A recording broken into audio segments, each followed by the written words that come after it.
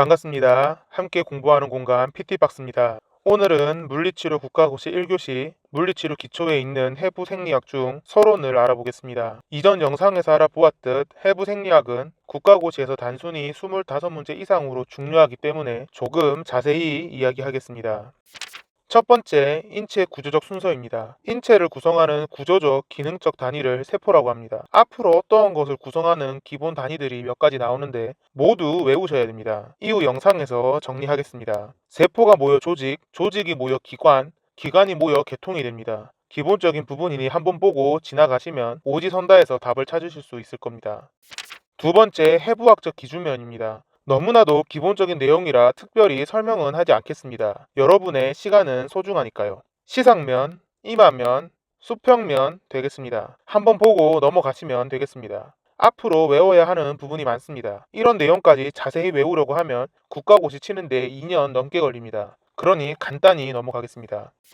세 번째, 기관입니다. 기관은 속이 찬 실질 장기, 속이 빈 속빈 장기로 나뉘는데 실질 장기에는 이자, 지라, 간, 속빈 장기에는 위, 장, 식도, 방광, 자궁이 있습니다. 속빈 장기만 외우고 지나가겠습니다.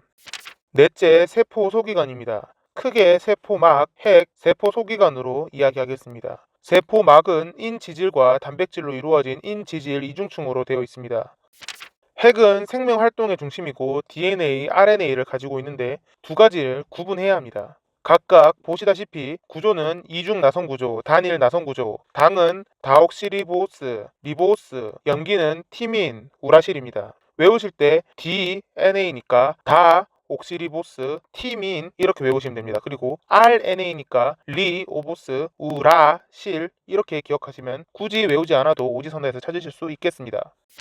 세포 소기관은 꼭 외우셔야 합니다. 사립제는 세포호흡, ATP 생산, 세포질 그물은 거친 맥근으로 구분되는데 거친 세포진 그물에서 단백질을 합성하는 리보솜을 부착합니다.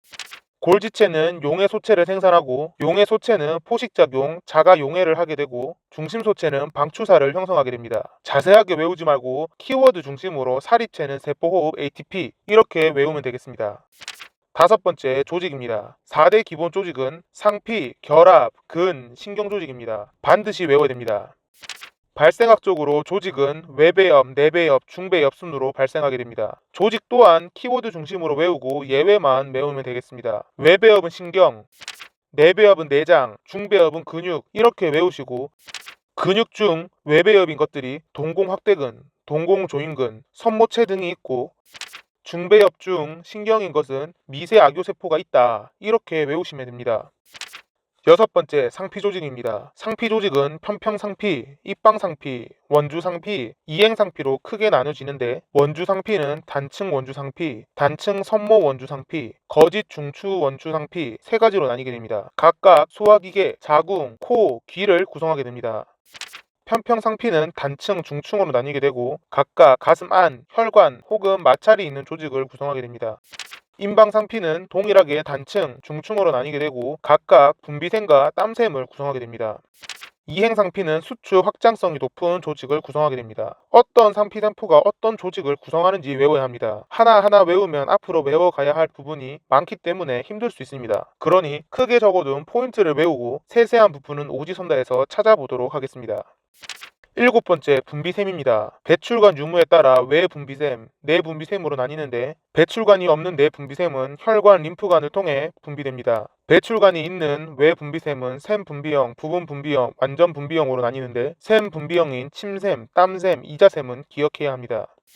여덟 번째, 결합조직입니다. 섬유로는 악교, 탄력, 그물섬유가 있습니다. 악교 섬유는 일반적인 뼈, 인대를 구성하는데 당연히 가장 많겠습니다. 탄력 섬유는 이름 그대로 탄력인대나 탄력성을 가진 대동맥을 구성하게 되고 그물 섬유는 골수, 지라, 림프, 미세악교세포를 구성하게 되겠습니다. 악교 섬유가 가장 많이 존재하고 그물 섬유에 어떤 것들이 있는지만 기억하면 되겠습니다.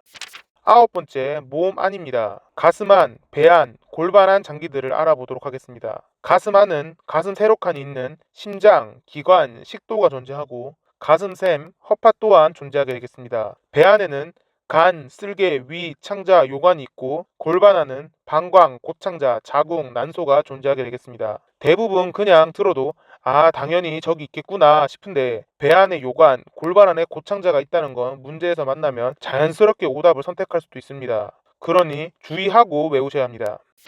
10번째, 물질 운반입니다. 물질 운반은 에너지를 사용하지 않는 수동 운반, 에너지를 사용하는 능동 운반으로 나뉘게 됩니다. 각각의 기전을 알고 예시 또한 알아야 합니다. 수동 운반은 확산, 삼투, 여과, 촉진확산으로 나뉘게 됩니다. 포인트로 말을 하자면 확산은 용질의 농도차, 삼투는 용매의 농도차, 여과는 압력차, 촉진확산은 운반체의 이용입니다.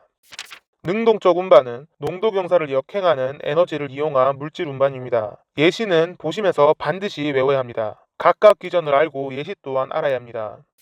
지금부터 종종 나오는 부분을 하나하나 키워드로 찍어드리겠습니다. 항상성은 음성 대목임을 통해 외부 환경 변화에 대해 스스로 조절하는 기전입니다. 음성 대목임이 중요합니다. 인간은 탄소, 수소, 산소, 질소로 구성되어 있는데 산소가 가장 많습니다. 촌으로 외우면 되겠습니다. 칼슘은 혈액 응고, 신경 흥분 전달, 뼈, 치아, 형성, 근육 수축의 기능을 하게 됩니다. 이전에 말한 기본 단위를 정리하도록 하겠습니다. 세포는 인간의 몸을 구성하는 기본 단위, 뉴런은 신경계통을 구성하는 기본 단위, 근섬유 마디는 뼈대 근육을 구성하는 기본 단위, 콩팥 단위는 콩팥을 구성하는 기본 단위입니다. 이전에도 말한 인체 구성입니다. 중요하니 한 번 더 찍고 넘어가겠습니다. 세포, 조직, 기관, 계통 순서입니다. 가로막은 가슴 안과 배 안을 구분하는 경계막입니다. 가슴 안은 가슴막 안과 심장막 안으로 구성됩니다. 가슴 세로칸은 양쪽 허파의 사이입니다. 이전에 몸 안을 이야기할 때 가슴 세로칸에는 심장, 기관, 식도가 존재한다고 했습니다. 같이 기억해주면 좋겠습니다. 여성 골반 안은 앞에서부터 방광, 자궁, 고창자, 엉치뼈 순서입니다. 중요하니 반드시 외워야 합니다. 이전 몸안 설명할 때 나온 내용이지만 다시 한번 보자면 인체에서 가장 큰 내장 기관은 간입니다. 우리의 몸을 좌우로 나뉘었을 때 오른쪽에는 간 쓸개, 왼쪽에는 신장, 위, 지라, 이자가 위치하게 됩니다. 보통 헌신적으로 누군가에게 퍼줄 때 간이고 쓸개고 다 준다라고 하는데 오른쪽만 주는 겁니다. 그렇게 외워주시면 되겠습니다. 혈액은 5리터이고 정상 혈압은 120에 80입니다. 한번 보고 넘어가시면 되겠습니다. 태아 발생의 특징을 이야기해 보도록 하겠습니다. 2개월에 얼굴, 팔, 다리가 생기고 3개월에 성별이 확인이 가능하고 4개월에 태동이 나타나고 6개월에 온몸에 솜털이 나게 됩니다. 7개월에 머리, 털과 눈꺼풀이 생기게 됩니다. 이전에도 말했지만 속빈 기관은 외워주셔야 합니다. 위, 식도, 인두, 장관, 기관, 방광, 자궁, 질이 있습니다. 가슴샘은 사춘기 이후 퇴화하게 됩니다. 세포막은 인지질이중막으로 구성되어 있고 항상성 기능을 하게 됩니다. 이전에 말했지만 항상성에서는 음성 대목임이 중요합니다. 에너지를 이용한 능동수성인 나트륨 칼륨 펌프는 3개의 나트륨을 내보내고 2개의 칼륨을 들이게 됩니다. 세포는 핵, 세포막, 세포질로 구성됩니다. 한 번씩 생각해 보시고 기억이 안 난다면 5번째 세포 소기관으로 돌아가셔서 한 번 더 시청하시길 바랍니다. 세포호흡 과정입니다. 정리한 그림을 보고 이해하면 최고입니다. 만약 되지 않는다면 가볍게 38ATP를 생산한다고 기억하고 넘어가면 되겠습니다. 에너지 대사를 공부할 시간에 다른 부분을 공부하면 두세 문제는 더 맞을 수도 있을 겁니다. 대부분 단핵이지만 뼈대 근육 세포는 다핵세포입니다. 염색질은 단백질과 DNA의 결합이고 기본 단위는 뉴클레오솜입니다. 감수분열은 생식세포 분열 중에 염색체가 반감되는 시기입니다. 제1 정보세포가 제2 정보세포로 분할될 때 염색체도 반감됩니다. 세포막은 비극성이 극성보다 작은 것이 큰 것보다 투과성이 높습니다. 칼륨과 염소가 나트륨보다 투과성이 좋고 단백질과 인산화이온은 투과성이 없습니다.